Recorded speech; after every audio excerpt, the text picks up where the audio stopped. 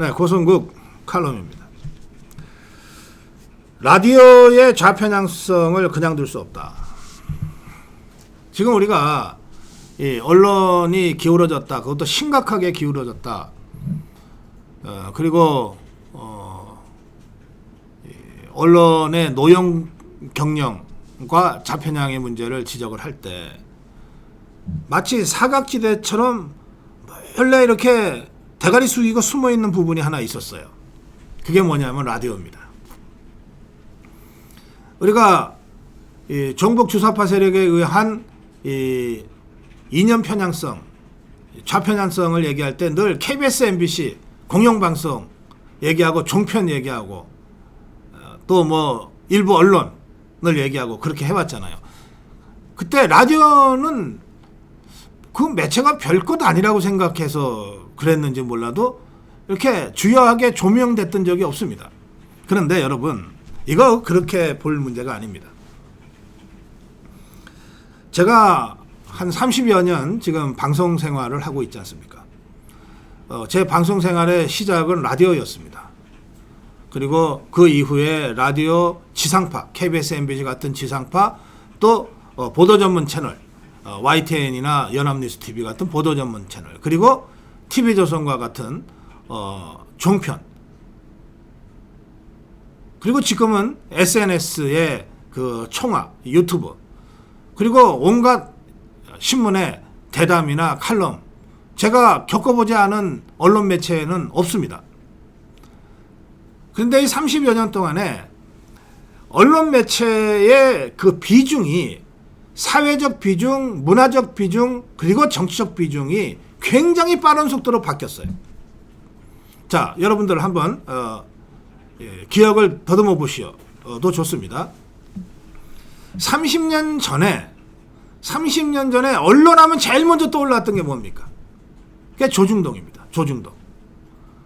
30년 전에 정권 차원에서도 언론을 모니터링할 때 가장 주력했던 것은 조중동이라는 신문이었어요. 그리고 그 다음 중요했던 게 KBS, MBC 9시 뉴스입니다.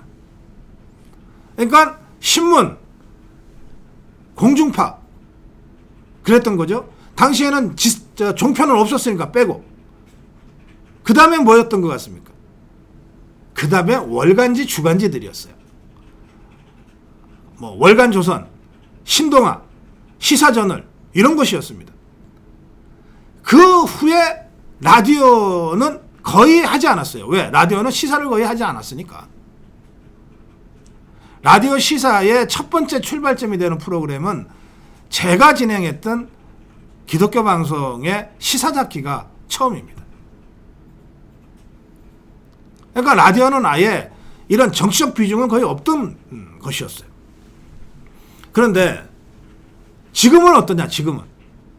지금 언론 생각하면 조중동 떠올리시는 분이 지금도 계십니까? 거의 안 계실 거예요. 거의 안 계실 거예요. 지금은 언론 하면 당신 뉴스 어디서 보냐 그러면 제일 먼저 떠오르는 것은 SNS입니다. 전 구글을 통해서 보죠. 전 네이버를 통해서 보죠. 전 다음을 통해서 보죠. 전부 SNS예요. 그 다음으로 언론 중에서 뭘 보냐 그러면 그 다음에는 종편입니다. 종편이에요. 그 다음엔 또 뭘 보냐 그러면 보는 게 아니라 듣는 겁니다 그러죠. 그 다음에 라디오예요. 그 다음에야 KBS, MBC 같은 지상파가 나오고 그 다음에 조중동이 나옵니다. 이렇게 언론 비중이 확 바뀌었어요. 그런데 여기서 이 라디오가 갖는 아주 특별한 지위가 있습니다. 제가 라디오보다 종편이 비중이 더 크다고는 했지만 생각해 보세요. 여러분들 종편을 가만히 보시면 이게 이제 종편이 뭔가 정치 이슈를 다룰 때 쿼터를 하잖아요. 인용을 하잖아요. 그 인용의 상당 부분이 어느 라디오에서 누가 이렇게 말했는데 라고 하는 것들입니다. 그리고 이걸 자막 처리하죠.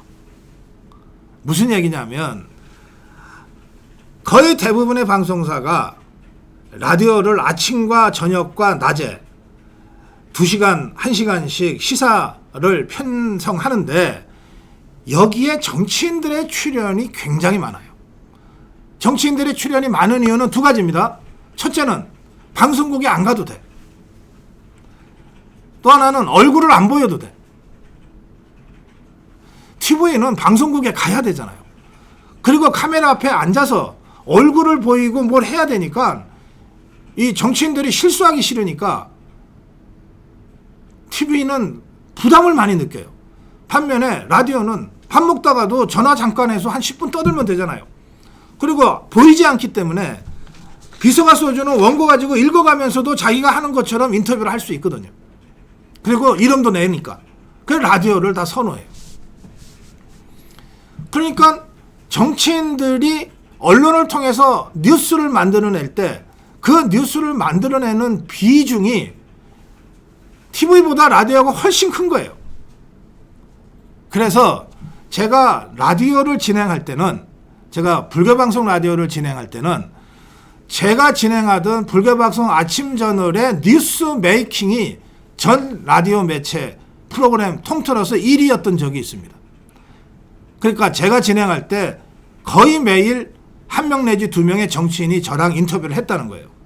그리고 그 인터뷰에서 뉴스가 만들어졌다는 겁니다. 그리고 그 뉴스를 대부분의 라디오가 실시간으로 이것을 텍스트화해요. 녹취를 한단 말이에요. 실시간으로. 거의 이 속기사가 치듯이 쳐서 바로바로 올려놔요. 그러니까 라디오가 곧 신문인 거예요. 그리고 필요하면 라디오는 전부가 다 보이는 라디오를 할 수 있기 때문에 라디오가 곧 TV인 거예요. 그렇게 해서 뉴스를 계속 만들어내면 이렇게 라디오가 만들어내는 뉴스가 조중동과 같은 신문사의 뉴스 소스가 되는 거예요. 그리고 종편이나 이 다른 방송사의 또 다른 뉴스 소스가 되는 거예요. 그래서 라디오가 굉장히 정치적으로 비중이 커졌어요. 그리고 특히 이 활동적인 그 셀러리맨들이나 출퇴근하는, 약간 아침 8시가 됐는데도 집에 있는 그런 사람들이 아니라 6시부터 뭔가 일을 하기 위해서 뛰어다니는 사람들은 이 화면을 보기가 어렵기 때문에 거의 대부분 라디오에 의존해서 이 뉴스를 접하거든요. 그러니까 한때 라디오 끝났다고 했지만 실제로 라디오는 점점 더 그 비중이 커지고 있어요. 그러니까 저 좌파들이 이 라디오의 이 파괴력과 전파력을 너무나 잘 알기 때문에 라디오 시사 프로그램을 완전히 독점했던 거예요. 그리고 여기서 애초부터 종북 주사파의 편향적인 뉴스들을 계속 만들어냈던 겁니다. 그리고 이것을 뉴스 소스로 해서 종편이 다시 한번 확대 재생산하고 SNS에서 각종 좌파 유튜브들이 이거를 퍼날르고 했던 식으로 이 좌파 뉴스 사이클이 완성됐던 겁니다. 그 대표적인 이 라디오, 그게 바로 TBS입니다. 교통방송이 라디오예요. TV가 아니에요. 물론 교통방송에 TV도 있지만 교통방송 TV 보는 사람 거의 없어요. 교통방송이 바로 라디오의 매체가 갖는 파괴력을 잘 보여주고 있는 거예요. 또 무슨 KBS 주진우 라이브, 이거 라디오입니다. 신장시 신장기업 라디오예요.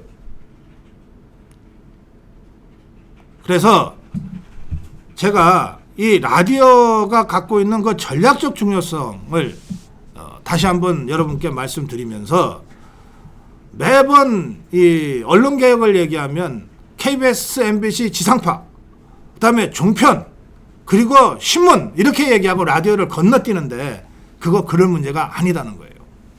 이제는 네이버 다음과 같은 포털이 제일 중요하고, 그 포털이 제일 중요하고, 그 다음에 사실은 종편보다도 라디오가 더 중요하다, 정치적으로. 그리고 종편, 그 다음에 지상파, 그 다음에 신문 같은 순서로 언론의 정치적 비중이 달라졌고 영향력의 크기가 달라졌고, 다른 언론에 미치는 영향력이라는 점에서는 라디오가 어떤 종편이나 지상파보다도 그 역할이 많다, 따라서 이 언론개혁을 함에 있어 라디오의 전면적인 쇄신, 라디오의 그 정치적 이념성을 척결하고 라디오를 정말로 공영성을 회복하는 이런 라디오 방송의 혁신과 쇄신을 방통위 방심위 차원에서 깊이 고민해야 된다. 이 점을 제가 오늘 강조해서 말씀드립니다. 고성국 칼럼이었습니다.